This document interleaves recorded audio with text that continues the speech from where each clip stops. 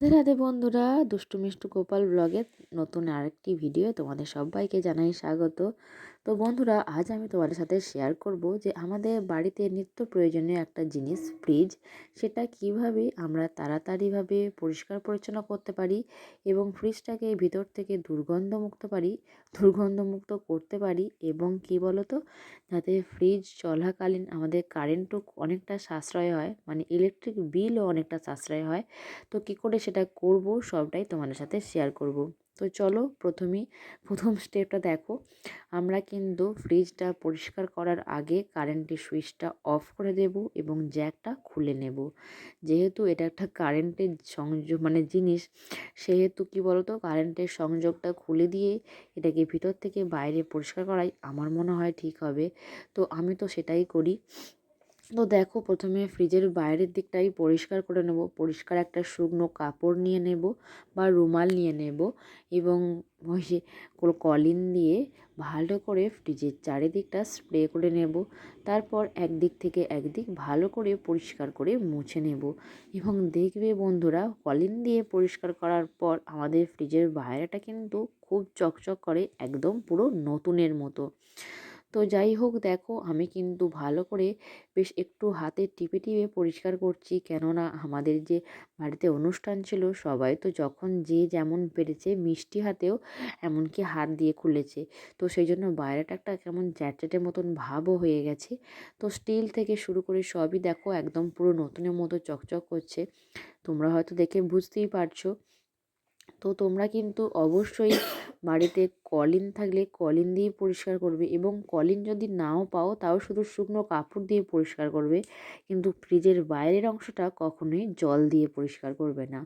তো দেখো, আমি কিন্তু ভালোভাবে শুকনো একটা পাতলা কাপড় নিয়েছি, যেন মানে এমন কাপড় নেবে যেন খসখসে টাইপের না হয়, যেন মসৃণ হয়, তাহলে কিন্তু বেশ ভালো হবে, জানো তো। আর আমি কিন্তু ফ্রিজের পিছনের দিকটাও কাপড়ের সাহায্যেই পরিষ্কার করব।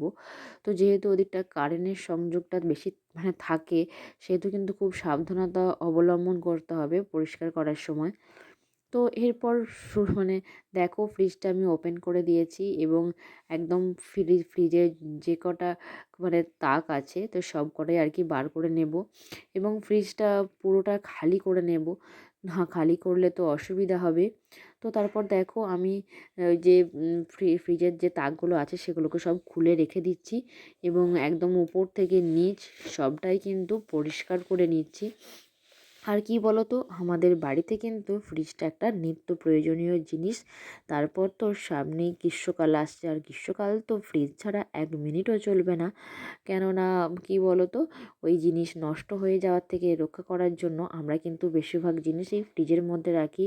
সবজি, ফল, খাবার দাবার সব কিছুই রেখে থাকি। তো এদিকে দেখো, আমি যে বাস্কেটের মতো আছে ফল রাখার, সেটা ফল বা সবজি রাখা হয়, তো সেটাকে আমি বাইরে নিয়ে চলে এসেছি এবং একদম যে পেপারগুলো পেরে রাখি আমি ওই যে তাকগুলোর মধ্যে, তো এগুলো তো কাঁচের। তো কি বলতো, যখনই কোনো জিনিস হয়তো রাখি দাগ মতো হয়ে যায়, তো সেটাকে এড়াতে ওই পেপারগুলো দিয়ে রাখি। তো এটা ফ্রিজে যে ওপরে যে কাভারটার সঙ্গে এটা অর্ডার করেছিলাম অনলাইনে, তার সাথেই এসেছে। তো সেগুলো আমি রাখলে কি বলতো, যখন প্রয়োজন মতো ওই সব সময় তো এই কাঁচের জিনিসগুলো ধোয়া মোছা বার বার করি না, কেননা যেহেতু কাঁচের জিনিস হাত থেকে পড়ে গিয়ে যদি ভেঙে যায় পুরোটাই নষ্ট হয়ে যাবে। তো সেই জন্য কি বলতো, ওটা ওই হয়তো মাসে একবার করে বার করি, তো তাহলে আর কি সুবিধা হয়। তো দেখো, আমি কিন্তু আজকে বার করলাম, কেননা ওই বললাম না মিষ্টির ব্যাপারে, তো পুরোটা কেমন যেন চ্যাট মতন হয়ে গেছে। তো যা আমাদের বাড়িতে যখন অনুষ্ঠান ছিল, যত মিষ্টির প্যাকেট সব তো ফ্রিজের মধ্যে রাখা হয়েছিল। তো যতই হোক, প্যাকেটের মধ্যে থাকলেও বারবার তো সবাই খোলা ফোলা করে নিচ্ছে। তো সেই জন্য সব বার করে নিয়েছি, দিয়ে ভালো করে একটু সার্ফ ছড়িয়ে নিয়েছি। সার্ফ ছড়িয়ে নিয়ে ভালো করে মেজে নিচ্ছি। তো সোজা পিঠ উল্টো পিঠ সব পরিষ্কার করে নিচ্ছি। কি বলো তো, সার্ফ দিয়ে একটু মাজলে এত পরিষ্কার হয় কি বলবো তোমাদের। তো ফ্রিজের ভিতরে যে অংশগুলো ছিল আর কি, সেগুলো সব আর কি পরিষ্কার করে নিলাম। আর কি বলো তো, ফ্রিজের ঢাকনার মধ্যে যে তাকগুলো থাকে ওগুলোও কিন্তু বার করে পরিষ্কার করা যায়, কিন্তু ওগুলো না সহজে বেশ বার করতে পারি না আমি। তো যে কটা আর কি বার করতে পারি সেগুলো বার করে পরিষ্কার করে নিই। তো যাই হোক, দেখো এখন আমি জল দিয়ে ভালো করে ধুয়ে নিচ্ছি, যাতে কি বলো তো সব দিকটা পরিষ্কার হয়ে যায়। তো তারপর ওগুলো সব রোদে শুকাতে দিয়ে চলে এলাম। তারপর আমি এদিকে কিন্তু ওভেনে বসিয়ে দিয়েছিলাম একটা সসপ্যানের মধ্যে গরম জল। তো হালকা উষ্ণ গরম জল মানে হাত সওয়া, আর ওর মধ্যে আমি দিয়ে দিলাম একটা লেবুর মানে একটা অংশ আর কি লেবুর, কাগজি লেবুর। তো একটু লেবুর রস ওই হালকা গরম জলের মধ্যে দিয়ে দিলাম। তারপর একটা পাতলা কাপড় দিয়ে আমি কিন্তু ওই যে হালকা উষ্ণ গরম জলের মধ্যে লেবু দিয়েছিলাম, তো ওটার মধ্যে ডুবিয়ে ভালো করে পরিষ্কার করে মুছে নিচ্ছি। তো ফ্রিজের ভিতরের সব অংশই কিন্তু এই ভিজে কাপড় দিয়ে মুছবো, তাহলে কিন্তু বেশ পরিষ্কার হবে। আর একটা কী বলো তো, ফ্রিজের মধ্যে দেখবে আমাদের ফ্রিজে যদিও মাছ মাংস কিছু রাখি না, কিন্তু যাদের ফ্রিজে আর কি মাছ মাংস বেশি রাখা হয় তাদের ফ্রিজ তো ভিতর থেকে খুবই আর কি দুর্গন্ধ থাকে। তো আমাদের ফ্রিজের গন্ধটা খুব কমই থাকে। তো যদিও ফল রাখা হয় তো ফলের গন্ধটাই বেশি থাকে, এমনকি অন্যান্য খাবারেও ফলের গন্ধ হয়ে যায়। তো সেটা থেকে এড়াতেও আমরা কিন্তু অনেক বুদ্ধি অবলম্বন করতে পারি। তো সব তোমাদের সাথে শেয়ার করব আস্তে আস্তে, চলো। আমি কিন্তু দেখো ফ্রিজটা ওই যে সব তাকগুলো সব নিয়ে গিয়ে ধুয়ে আর রোদে দিয়ে দিলাম। দেখো এখন কিন্তু ফ্রিজটা পুরো ফাঁকা, আর আমি দেখো ভালো করে পরিষ্কার করে নিলাম। আর তোমরা কিন্তু দেখে বুঝতেই পারছো যে ফ্রিজটা কতটা পরিষ্কার হয়ে গেছে। আর কি বলো তো, আমাদের ফ্রিজটা যে 5 বছর হয়ে গেল সেটা কেউ দেখলে বলবে না, কেননা আমি কিন্তু ফ্রিজ একটু নোংরা হলেই সঙ্গে সঙ্গে পরিষ্কার করে করে নিই। সেই জন্য ফ্রিজের মধ্যে দাগটা খুব কম এবং নোংরাটাও খুব কমই হয়। তো তাই এই যে দেখো ঢাকনার মধ্যে যে তাকগুলো আছে তো ওগুলোও খুলে পরিষ্কার করি, কিন্তু কি বলো তো ওগুলো না সহজে খোলা যায় না। তো সেই জন্য বেশি টানা হেঁচড়া করি না, ওই ওই কাপড় দিয়ে আর কি, পরিষ্কার কাপড় দিয়ে আর কি মুছে নেওয়ার চেষ্টা করি। তো যাই হোক দেখো আমি কিন্তু এখানটা পরিষ্কার করে নিলাম। আর কি বলো তো, এই যে মানে ফ্রিজের মধ্যে বেশি যে ভিতরে যে গন্ধটা থাকে, আমরা কিন্তু মানে চাইলেই মাসে একবার করে অন্তত একদিনের জন্য ফ্রিজটাকে ছুটি দিতে পারি। তো সব জিনিস বার করে এভাবে পরিষ্কার করে মুছে নিয়ে ফ্রিজটাকে এভাবে যে ঢাকনা খোলা অবস্থাতেই রেখে দিতে হবে পুরো একদিন। ফ্রিজটা ভিতর থেকে একদম পুরো শুকনো হয়ে যাবে এবং ফ্রিজের মধ্যে কোনো গ্যাস গন্ধ কিচ্ছু থাকবে না। আর দেখবে ডিপ ফ্রিজটাও পুরো কিন্তু খালি করতে হবে। তো এভাবে একদিন খুলে রেখে দিলে, তো আমি এটা কিন্তু শীতকালে তো অবশ্যই আমি 2 দিন রেখেছিলাম, কেননা শীতকালে তো জিনিসটা খুব কমই থাকে ফ্রিজের মধ্যে, গ্রীষ্মকালেই জিনিসটা বেশি থাকে খাবার দাবারগুলো আর কি, ফলমূল শাকসবজি সবই। তো এখন বাইরেতে মানে বাইরে যা টেম্পারেচার, এতে ফলমূল শাকসবজি এগুলো বাইরেতে এমনিতেই ভালো থাকে। তো সেই জন্য ফ্রিজটা এখন অনেকটাই ফাঁকা বলতে পারো। শুধু আমাদের তো ফ্রিজটায় বিশেষ করে ওই ঠাকুরের জিনিস থাকে, মানে ঠাকুরের মিষ্টি মন্ডা, তারপর নাড়ু ফুল এগুলো বেশি থাকে। তো সেই জন্য আর কি সেগুলোই আছে আপাতত। এরপর আসি ইলেকট্রিক বিল নিয়ে। তো দেখবে বন্ধুরা, আমরা কিন্তু অনেকেই এই ভুলটা করে থাকি যে ফ্রিজ বন্ধ করে দিই। তো ফ্রিজ বন্ধ করলে ভাবি হয়তো ইলেকট্রিক বিলটা কম আসবে, কিন্তু সেটা সম্পূর্ণ ভুল ধারণা। আমি কিন্তু একটা কাজই করি, যে ফ্রিজ কিন্তু সবসময় আমাদের মানে যখন প্রয়োজন থাকে, তো এখন আমি একদিনের জন্য ফ্রিজটা এভাবে ছেড়ে দেবো, কিন্তু কি বলো তো, যখন দেখবো যে ফ্রিজটা অন রাখবো আর কি, তো তখন কি করব, একদমই সুইচ অফ করব না।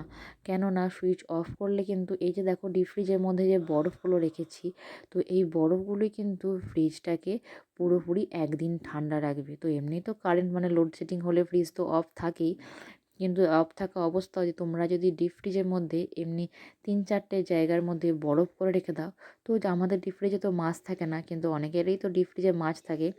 তাও যদি একটা শুধুমাত্র জলের জায়গা করো মানে বরফ করে রাখো, তাহলে দেখবে ফ্রিজের কারেন্টটা কিন্তু খুব কম পড়ছে এবং ফ্রিজটা অনেকক্ষণ পর্যন্ত ঠান্ডা থাকছে। মানে আমাদের ফ্রিজে যদি একদিন আমি যদি কারেন্ট না চালাই, তাহলে কিন্তু ফ্রিজটা ঠান্ডাই থাকবে। তো তারপরে আসি ফ্রিজের যে উপরের অংশটা। তো ফ্রিজের উপরের অংশটায় কী বলো তো বন্ধুরা, আমরা যদি একটা ওই কাভার দিয়ে দিই, তো দেখতেই পেলে আমি একটা কেমন কাভার দিলাম। তো সেই কাভারটা আমরা দিয়ে দিলে কী বলো তো, ফ্রিজের উপরের অংশটা একদমই ধুলো পড়বে না, পরিষ্কার থাকবে। তো আমি কিন্তু ফ্রিজে ফুল কভার ব্যবহার করি না, তো শুধু ওই ওপরের অংশটাই মানে একটা কাভারের মতো দিয়ে দিই। তো এটা আমি অনলাইনেই অর্ডার করেছিলাম। তো তার সাথে এই যে তাকের যে পেপারগুলো পাচ্ছি, তো এগুলো তার সঙ্গেই ছিল। তো তাহলে টপ করে মানে কিছু নোংরা পড়ে গেলে ওই উপরে যে কাভারটা আছে পেপারটা, সেটা তুলে নিলেই ঝামেলা মিটে যায়।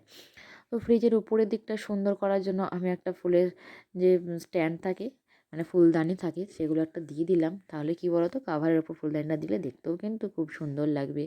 তো যাই হোক, এবার আমি পুরোপুরি ওগুলোকে সব শুকনো হয়ে গেছে, আমি ফ্রিজের জিনিসগুলো আবার যেমন ছিল তেমন রেখে দিলাম। তো তোমাদের তো বললামই যে বেশি এখন শাকসবজি ফ্রিজে রাখি না, খুব অল্পই থাকে। তো যেগুলো নষ্ট হয়ে যাবে এমন জিনিসই ফ্রিজে রেখেছি। তো আচার আছে, তারপর চিলি সস আছে, এগুলো রেখেছি কিছু কিছু।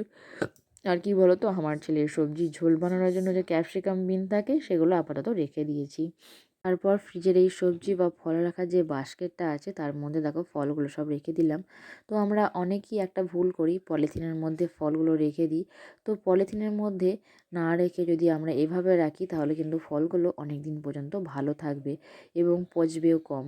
তো যাই হোক, ফ্রিজটা তো পুরোপুরি আমার পরিষ্কার করা হয়ে গেল। তো শুধু বাকি আছে ফ্রিজের নিচের এই যে দেখো যে স্ট্যান্ডটা আছে, তো সেটাকেও একটু পরিষ্কার করে দেবো। তো কারেন্ট থাকে বলে, কারেন্টের সংযোগ থাকে বলে এটাকে না যে রুম মোছার সঙ্গে মোছা যায় না, কেননা এর কারেন্টে শর্ট লেগে যাওয়ার ভয় থাকে। তো তাই ফ্রিজটাকে অফ করি আমি নিচেটা মুছবো।